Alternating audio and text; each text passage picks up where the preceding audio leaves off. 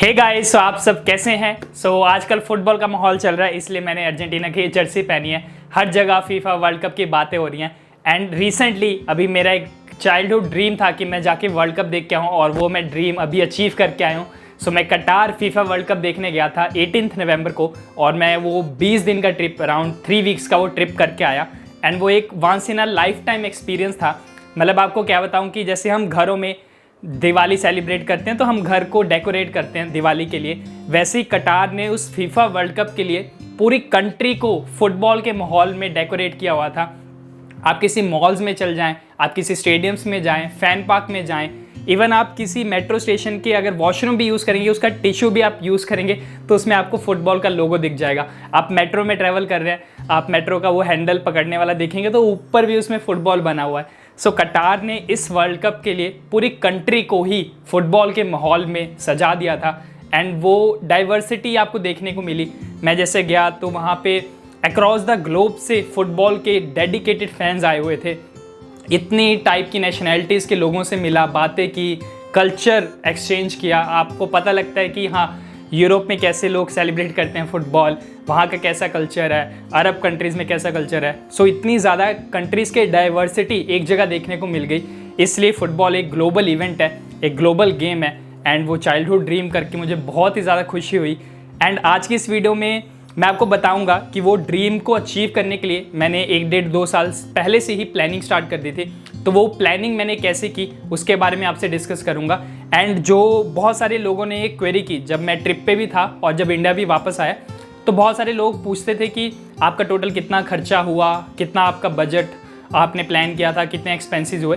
तो उन सारे एक्सपेंसेस को ब्रेक डाउन करके मैं आपको बताऊँगा कि मेरा टोटल इस ट्रिप में 21 डेज़ के ट्रिप में मेरा टोटल कितना कॉस्ट आया। मैं अनमोल शर्मा फिनलाइट की इस वीडियो में आपका स्वागत करता हूं एंड अगर अभी तक आपने हमारे चैनल को सब्सक्राइब नहीं किया है तो प्लीज़ पहले चैनल को जाके सब्सक्राइब भी ज़रूर करें ताकि हमें ऐसी मोटिवेशन मिलती रहे वीडियोस बनाने के लिए। एंड आज की वीडियो में हम देखेंगे कि जो मेरे कटार का ट्रिप था उसका बजट ब्रेक डाउन करके देखेंगे एंड सेकेंडली वो ड्रीम अचीव करने के लिए 1 साल 1.5-2 साल पहले से जो मैंने गोल प्लानिंग स्टार्ट कर दी थी वो कैसे की। वीडियो का पहला पार्ट स्टार्ट करते हैं कि जो मेरा कटार का वर्ल्ड कप ट्रिप था उसमें क्या क्या मेरे को कॉस्टिंग आई। पहले ऑब्वियसली अगर आप वर्ल्ड कप जा रहे हैं तो इसकी टिकट्स 6-7 महीने पहले से ही बुकिंग स्टार्ट हो जाती है। तो मैंने वर्ल्ड कप की टिकट्स जुलाई में बुक की थी एंड उस समय बुकिंग ऐसे होती थी कि आपको 12 बजे जैसे पोर्टल ओपन होता था एंड आपको लॉगिन करना है एंड वो फिर सिस्टम डिसाइड करता था कि आपका बुकिंग का नंबर कब आएगा। तो वेबसाइट पे भी लॉगिन करने के बाद भी वो आपको वेट कराता था। तो हमारे केस में हमने 12 बजे के अराउंड लॉगिन किया था बट हमारा नंबर रात के 10 बजे आया कि हम जब सक्सेसफुली वेबसाइट के अंदर मतलब लॉगिन कर पाए और उसके बाद हम टिकट बुक कर पाए। तो ऑब्वियसली मेरा ड्रीम था कि मैं मेसी को लाइव खेलते देखूं बिकॉज मैं बचपन से ही मेसी को फॉलो किया है। नो ऑफेंस टू रोनाल्डो और Portugal fans, obviously he is also a legend, but मैं अगर अपनी बात करूं तो मैं बचपन से ही मेसी को फॉलो करता था। तो हमने पहले ट्राई किया अर्जेंटीना की टिकट्स बुक करने का। अनफॉर्चुनेटली हमें एक भी टिकट नहीं मिली बिकॉज हमें वो 10 घंटे का जो वेटिंग टाइम हमारे लिए रहा वेबसाइट पे लॉगिन करने के लिए, उस चक्कर में आई गेस सारी टिकट्स निकल गई थी अर्जेंटीना की। जब हमने वेबसाइट पे लॉगिन किया तो हमें फिर अच्छे मैचेस की टिकट्स भी नहीं मिल रही थी बट हाँ, हमें 4 मैचेस की टिकट्स मिल गई थी और वो हमने बुक कर ली थी उसी टाइम। पहला मैच था हमारा फ्रांस वर्सेस ऑस्ट्रेलिया, सेकेंड था स्पेन वर्सेस कोस्टारिका, थर्ड था Germany versus Costa Rica and fourth था पोर्टुगल। अगर पोर्टुगल अपने ग्रुप में टॉप पे फिनिश करती थी तो राउंड ऑफ 16 में हमें पोर्टुगल का मैच देखने को मिल सकता था। तो फॉर्चुनेटली वो किया और मैंने रोनाल्डो को भी देखा राउंड ऑफ 16 में। ये जो लीग मैचेस की टिकट्स थी कैटेगरी वाइज थी। Category 4 40 riyal, category 3 250 riyal, category 2 600 riyal and category 1 800 riyal. तो ये कैटेगरीज इसलिए होती हैं कि आप स्टेडियम की किस पार्ट में है और जितनी सस्ती टिकट है वहाँ पे आपका जो व्यू है वो उतना अच्छा नहीं आएगा और जितनी महंगी है कैटेगरी 1 की टिकट्स वहाँ पे आपको पूरे प्लेयर्स, पूरा स्टेडियम एक साथ अच्छे से दिखता है। तो हमने जो लीग मैचेस बुक किए थे उसमें फ्रांस वर्सेस ऑस्ट्रेलिया वो कैटेगरी 1 था तो वो हमें पड़ा 800 रियाल का, विच बेसिकली मीन्स 18,000 रुपये का। जो हमने मैच 2 बुक किया वो स्पेन वर्सेस कोस्टारिका, वो भी हमने कैटेगरी 1 बुक किया एंड वो भी था अराउंड 800 रुपीज़ का। एंड जर्मनी वर्सेस कोस्टारिका जो हमने मैच 3 बुक किया वो कैटेगरी 2 का था तो वो था 600 रियाल। सो पहले मैच में हमें कॉस्टिंग आई 18,000 की टिकट्स पड़ी, सेकंड मैच की भी 18,000 की टिकट्स पड़ी एंड थर्ड मैच की टिकट्स पड़ी 600 रियाल, जो उसको मैं मल्टीप्लाई करूँ तो वो 13,500 तो 14,000 रफली हम मान सकते हैं। एंड राउंड ऑफ 16 की जो कैटेगरी के प्राइजेस थे वो अलग थे, बिकॉज लीग मैचेस थोड़े सस्ते होते हैं, फिर round of 16 quarter final, semifinals ये और महंगे होते जाते हैं। तो राउंड ऑफ 16 में हमें कैटेगरी 2 मिला जिसकी कॉस्ट थी 750 रियाल्स। सो 750 रियाल्स रफली 17,000 रुपये आ जाता है। तो ये मेरे 4 मैचेस की कॉस्टिंग हुई। एंड उसके बाद टिकट्स बुक करने के बाद आपको फाइनली फ़्लाइट की टिकट्स करनी होती है। एंड क्योंकि वर्ल्ड कप था, लोगों को पता था, तो कटार की यूजुअली फ़्लाइट्स 10-12 हज़ार में हो जाती है, बट उस सीज़न में बहुत ही ज़्यादा एक्सपेंसिव चल रही थी। डायरेक्ट फ़्लाइट्स तो और ज़्यादा एक्सपेंसिव थी, तो हमने लेओवर वाली फ़्लाइट्स बुक की कि Mumbai to Abu Dhabi, and Abu Dhabi में कुछ घंटों का लेओवर रहेगा, फिर वहाँ से दोहा। तो फ़्लाइट हमें आने जाने की टोटल एक पर्सन की आने जाने की पड़ी 38,000 के राउंड। और जस्ट आपको बता दूं कि मैं अपने फ्रेंड के साथ गया था, जो कॉलेज में मेरा फ्रेंड था, उसको भी फुटबॉल पसंद था, वो भी अर्जेंटीना फैन था, तो हम दोनों गए थे। एंड बहुत सारे और फ्रेंड्स का भी प्लान था हमारे साथ ज्वाइन करने का, but unfortunately due to some reasons, पैसे के भी और पर्सनल रीजंस की वजह से वो लोग नहीं कर पाए। अब आपके पास मैच टिकट्स आ चुकी हैं, फ्लाइट की टिकट बुक होगी, तो नेक्स्ट पार्ट आ जाता है अकोमोडेशन का, बिकॉज हम वहाँ पे 21 डेज के लिए जा रहे थे। तो क्योंकि मेरे वहाँ पे रिलेटिव्स थे, तो जब मैं टिकट बुक करने जा रहा था तो मैंने उनसे पहले पूछा था कि वहाँ पे अकोमोडेशन का अरेंजमेंट हो पाएगा कि नहीं। एंड कटार ने कोई भी रिलेटिव्स को अगर आप बुलाते हो कटार में, तो बहुत ही स्ट्रिक्ट रूल्स कर रखे थे कि आपको पहले एक पोर्टल पे अप्लाई करना है, आपको जो गेस्ट आप बुला रहे हो उनकी डिटेल्स एंटर करनी है, उनका एड्रेस वहाँ पे करना है, तब जाके अगर कटार गवर्नमेंट या कटार जो भी अथॉरिटी थी वो अप्रूव करती है, तब आप एज अ गेस्ट किसी को बुला सकते हो। तो मैंने अपने रिलेटिव से ये चीज़ कंफर्म की थी एंड वो उन्होंने बोला कि हाँ अरेंजमेंट हो जाएगा। तो इसी बेसिस पे मैं कटार जाने का वो जो मेरा ड्रीम था वो कर पाया, बिकॉज मैंने होटल्स की और वहाँ के जो फीफा ने, मतलब फुटबॉल ऑर्गेनाइजेशन ने, वहाँ पे एक टेंट टाइप छोटे छोटे टेम्परेरी एकोमोडेशंस बनाए थे कि जो भी फुटबॉल फैंस आएंगे अराउंड द ग्लोब, वो ऐसे छोटे छोटे वो रूम्स भी थे, अच्छे रूम्स थे, बट हाँ वो छोटे छोटे थे और लाइंस में ऐसे बने हुए थे, तो वो टेंट हाउसेस में रह पाएंगे। तो उन टेंट हाउसेस का भी जो एक्सपेंस था इंक्लूडिंग फूड, वो 21 डेज़ का था 4 लाख रुपीज़। तो और होटल्स का तो आप इमेजिन कर सकते हैं कि वो बहुत ही ज़्यादा होगा। इसलिए ये ड्रीम मेरा इसलिए पूरा हो पाया बिकॉज मेरे वहाँ पे रिलेटिव्स थे and I guess I was lucky in this part. तो अकोमोडेशन में मेरा कोई खर्चा नहीं आया, ज़ीरो खर्चा था। मेरे रिलेटिव के फ्रेंड्स का एक रूम खाली था, तो मैं और मेरे फ्रेंड हमें वो शेयरिंग वाला बेड मिल गया था कि मैं नीचे सोता था, वो ऊपर सोता था, तो इस वजह से हमारा जो अकोमोडेशन वाला पार्ट था उसमें कोई एक्सपेंस नहीं आया। एंड फिर जो सबसे बड़ा एक्सपेंस होता है वो किसी के लिए भी अगर आप ट्रैवल करें तो वो फूड का। तो मेरे रिलेटिव्स के यहाँ हम एक टाइम का खाना खा लेते थे, तो हमारा जो टिपिकल डे था वो ऐसा होता था कि सुबह हम निकलते थे वहाँ से खाना खा के, एंड क्योंकि मैं वेजिटेरियन हूँ तो मेरे लिए वहाँ पे खाना मिल जाता था। बट कटार में अगर आप किसी रेस्टोरेंट होटल में, तो आपको नॉन वेज ही मिलता है। मैकडोनल्ड्स में, KFC में, हर जगह वेज आइटम है ही नहीं। जैसे इंडिया में 1-2 बर्गर भी वेजिटेरियन आपको मिल जाएंगे, वहाँ नहीं मिलते। एंड नॉन वेज में भी वो लोग बीफ ये सब प्रेफर करते हैं, जो कि मतलब मेरे लेवल से बहुत ज़्यादा ऊपर था।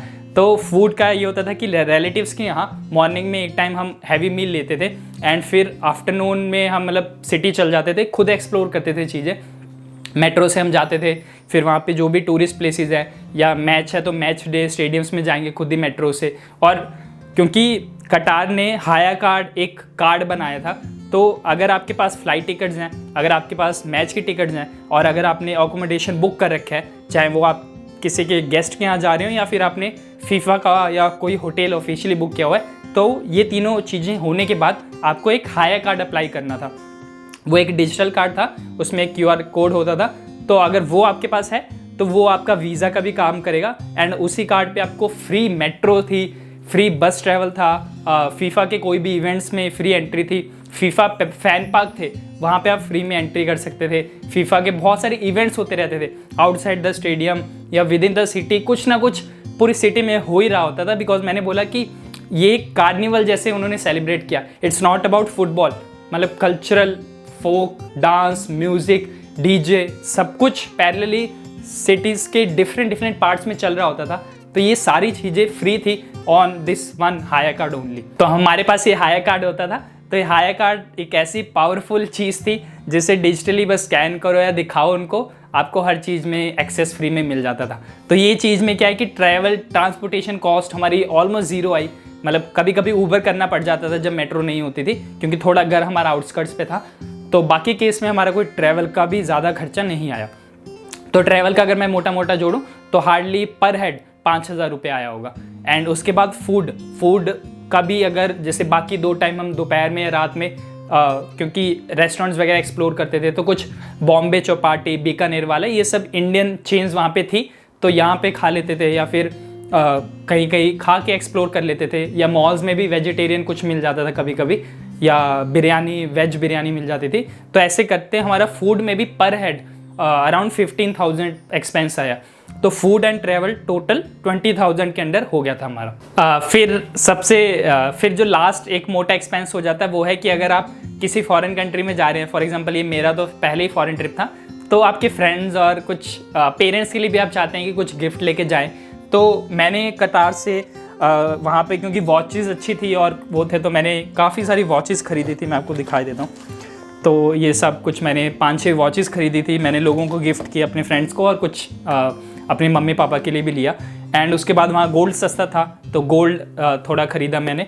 एंड एक परफ्यूम, मतलब कटार में आपको इत्तर यानी परफ्यूम बहुत ही फेमस है, तो ऐसे छोटे छोटे बॉटल्स में मैंने बहुत सारे परफ्यूम भराए थे ताकि हर एक फ्रेंड को एक एक बॉटल ऐसे गिफ्ट कर दूँगा। तो इसमें देखिए आप परफ्यूम है एंड ये बहुत ही स्ट्रांग होता है, मतलब आप हल्का सा भी कपड़ों पे लगाएंगे तो बहुत लॉन्ग लास्टिंग फ्रेग्रेंस रहती है इसकी। एंड कटार की एक और फेमस चीज़ है डेट्स, खजूर। तो ऐसे खजूर के भी पैकेट मैंने खरीदे थे अपने रिलेटिव्स के लिए या फ्रेंड्स के लिए। तो और क्योंकि मैं 20 दिन वहाँ रिलेटिव्स के यहाँ रहा था, और रिलेटिव्स के भी कुछ फ्रेंड्स लोग थे, कलीग्स लोग थे, जिनके साथ काफ़ी अच्छी फ्रेंडशिप भी हो गई थी ओवर द टाइम। तो ऐसा नहीं है कि अब आप 20 दिन रह के आए हो तो मतलब बिल्कुल ही आपके अंदर थोड़ी भी इंसानियत नहीं कि आप कुछ उनको गिफ्ट करके आओ।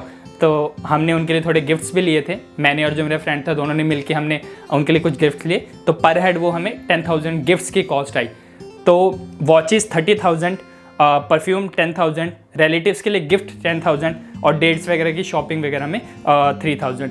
तो अगर मैं सारे एक्सपेंस मिला दूँ, फ्लाइट टिकट्स और सारे, तो टोटल मेरा जो एक्सपेंस आ जाता है इस ट्रिप का वो था 1.8 lakh rupees for 21 days. And क्योंकि मेरे वहाँ रिलेटिव्स थे लकीली, तो शायद ये मैं ट्रिप कर पाया। और जो मेरा चाइल्डहुड ड्रीम था, और इस ड्रीम के पीछे आपको स्टोरी बताता हूँ कि जब हम कॉलेज में 3rd ईयर में थे तो रात में हम फुटबॉल मैचेस देखते थे 12:30 बजे, क्योंकि ला लीगा, EPL सारे मैचेस 12:30 बजे स्टार्ट होते हैं। तो 12:30 से 2-2:30 बज जाते थे मैच देखते देखते। फिर सडनली प्लान आएगा, अरे अगले साल फीफा वर्ल्ड कप है या 2 साल बाद फीफा वर्ल्ड कप है, तो चलो एक बार यूट्यूब वीडियो पे देखते हैं कि कितना पैसा लगता है, क्योंकि उस समय कमाते भी नहीं थे। तो 1-2 लाख का एक्सपेंस भी बहुत बड़ा एक नंबर होता था हमारे लिए। तो कि कितना कॉस्ट आती है, फ्लाइट की टिकट्स कितनी होती है, मैच की टिकट्स कैसे बुक करनी होती है, ऐसे प्लान बना के बहुत बार विजुअलाइज करते थे। एंड क्योंकि वो एक इन सबकॉन्शियसली या इनसाइड से एक वो ड्रीम था, इसलिए शायद वो हम ड्रीम पूरा कर पाए। तो मुझे मतलब, और मैं इतना ज़्यादा इंस्पायर हुआ वहाँ पे लोगों से मिलके, बहुत लोगों से मिला, उन्होंने बताया कि हम लास्ट के 10 वर्ल्ड कप से आ रहे हैं और हमने अर्जेंटीना के सारे मैचेस देखे हैं। तो ऐसे बहुत ही डाई हार्ड फुटबॉल फैंस भी मिले। तो मैंने और आदित्य जो मेरा फ्रेंड था, हमने डिसाइड कर लिया था कि भाई हम भी लाइव के हर वर्ल्ड कप में आएंगे, बिकॉज वो एक ऐसा एक्सपीरियंस था कि जो मेरे साथ ही रह गया। मैं आप कितना भी आपको वीडियो में एक्सप्लेन कर लूँ, बट वो नहीं मैं आपको बता सकता कि वो क्या एक once in a lifetime वाला एक्सपीरियंस था। सो अब हम आते हैं वीडियो के सेकंड पार्ट में कि गोल प्लानिंग कैसे की जाती है। सो मेरे केस में जैसे मैंने बताया कि हम कॉलेज में विजुअलाइज करते थे, तो मेरे पास एक रफ नंबर था और मुझे पता था कि मेरे रिलेटिव्स हैं, तो मुझे पता है कि अगर यूट्यूब वीडियो में दिखा रहा है कि अकोमोडेशन मिला के 5 लाख लगेगा, तो मुझे पता था कि क्योंकि मेरे रिलेटिव्स हैं तो वहाँ पे मेरा काम 1.5-2 लाख में हो जाएगा। तो विजुअली मेरे पास एक नंबर था, रफली, एग्जैक्ट नहीं बोलूँगा कि हाँ मैंने इतने पैसे सेव करने का ऐसे प्लान किया था, बट मेरे पास एक रफ नंबर था कि मुझे अराउंड 1.5 लाख तो चाहिए। तो उसके अकॉर्डिंग मैं कुछ 1.5 साल से अराउंड हर महीने कभी 10,000 कभी 15,000, जैसे जैसे मेरी, क्योंकि हमारी इनकम भी, क्योंकि हम सेल्फ एम्प्लॉयड है, हमारी इनकम भी ऐसे नहीं है कि एक फिक्स सैलरी आती है, तो कभी पैसे आगे ज़्यादा तो वहाँ सेव कर लिए। और ये ऐसे इंस्ट्रूमेंट्स में मैं रखता था कि स्टॉक मार्केट में इन्वेस्ट नहीं करता था, या तो भारत पे का 12% क्लब, मुझे पेटीएम की FD भी बहुत अच्छी लगती थी, या लिक्विड फंड्स में डाल देना। तो ऐसी जगह पैसा डालना जहाँ पे आपका पैसा सेफ भी है। तो मैं ऐसी जगह अपना पैसा इन्वेस्ट करता था। और लकीली मैंने एक डिसेंट अमाउंट अराउंड 1.2 लाख ऐसे डिपॉजिट कर ली थी। और फिर लास्ट का जो ऊपर का एक्सपेंस होता है वो तो आप 1-2 महीने की अपनी जो लास्ट की जो सेविंग्स होती है उससे जोड़ लेते हो। तो गोल प्लानिंग बहुत ही सिंपल है बेसिकली। अगर मैं कभी आपको एक्सेल शीट पे भी बैठ के सिखाऊंगा तो आप बस एक नंबर आपके पास होना चाहिए कि मेरे को 2 साल बाद 5 साल बाद इस एक्स अमाउंट की ज़रूरत है। उसको आप थोड़ा डिवाइड कर लो कि अगर मैं मंथली सेव करना चाहता हूँ तो मंथली वो कितनी अमाउंट आ रही है कि मुझे सेव करना पड़ेगा so as to achieve that goal. And वो नंबर आपने अचीव कर लिया तो जैसे जैसे आपके पास पैसे आ रहे हैं, आपको पास कभी बोनस आया, कभी कुछ ओवर टाइम की आपने पास कुछ ज़्यादा इनकम आई, तो उस अकॉर्डिंग आप थोड़ा अपना सेविंग रेट भी बढ़ाते रहो। एंड एक टाइम ऐसा आएगा कि आपके पास वो अमाउंट हो जाएगी ताकि वो आप ड्रीम पूरा कर सको। और जैसे कि मैंने बताया कि मेरा ड्रीम है कि मुझे 2026 वाला भी वर्ल्ड कप देखना है, तो वो है USA, कनाडा, मैक्सिको, तीनों कंट्रीज़ मिला के वो वर्ल्ड कप होस्ट कर रही हैं। तो USA में भी कुछ मेरे फ्रेंड्स हैं और क्योंकि मैं पंजाब से हूँ तो मेरे 90% जो स्कूल फ्रेंड्स थे वो कनाडा में ही हैं। तो वहाँ पे भी मुझे लग रहा है कि अकोमोडेशन का शायद हो ही जाएगा जुगाड़। एंड बाकी का जो पैसा है वो मैं अभी से सेव करना स्टार्ट कर दूंगा। तो एक नंबर भी है, अगर अभी के टाइम इन्फ्लेशन हटा के भी जोड़ लूँ, मतलब उसको इंक्लूड करके, तो मुझे लग रहा है कि 5-6 लाख लगेंगे। तो वो अमाउंट मैं आज से भी सेव करूँगा तो बहुत छोटी अमाउंट है कि मैं 5,000 10,000 की SIP स्टार्ट कर दूँ, या SIP नहीं बोलूँगा, लिक्विड म्यूचुअल फंड्स में, या फिर 12% क्लब, जो भी ऐसे सेफ सिक्योर वाले ऑप्शन है जहाँ पे पैसा मेरा सेफ है। 12% क्लब के भी अपने कुछ रिस्क हैं बट उतना रिस्क मैं ले सकता हूँ। तो हाँ, वो पैसा मैं ऐसी जगह डालूंगा जहाँ पे मुझे लगेगा सेफ़ है। और अगर मैं छोटे अमाउंट से भी जोड़ते जाऊँ तो 48 मंथ्स हैं अभी मेरे पास, तो वो ड्रीम पूरा करने के लिए। सो होपफुली आपको ये मेरा एक्सपीरियंस, जो कटार का एक्सपीरियंस था, वो अच्छा लगा होगा। सो अगर आपको ये वीडियो अच्छी लगी तो प्लीज़ इस वीडियो को लाइक ज़रूर करें एंड आपके कोई भी डाउट हैं वो ज़रूर कमेंट करें। और मिलते हैं नेक्स्ट वीडियो में, तब तक के लिए bye bye and as always keep learning and please do help us कि हम थोड़े अपने फॉलोअर्स बढ़ा पाएँ यूट्यूब पे, ताकि हमें और मोटिवेशन आए कि हम और ज़्यादा कंसिस्टेंट रह पाए यूट्यूब पे। So thank you so much and hope you enjoyed the entire FIFA world cup. And football एक बहुत ही पैशनेट अच्छी गेम है, तो अगर आप स्पोर्ट्स फैन हैं थोड़े बहुत तो, एंड अगर अभी आपने फुटबॉल देखना एक्सप्लोर नहीं किया है तो प्लीज़ फुटबॉल ज़रूर देखिए, आपको बहुत कुछ लाइफ लेसन्स मिलेंगे वहाँ से।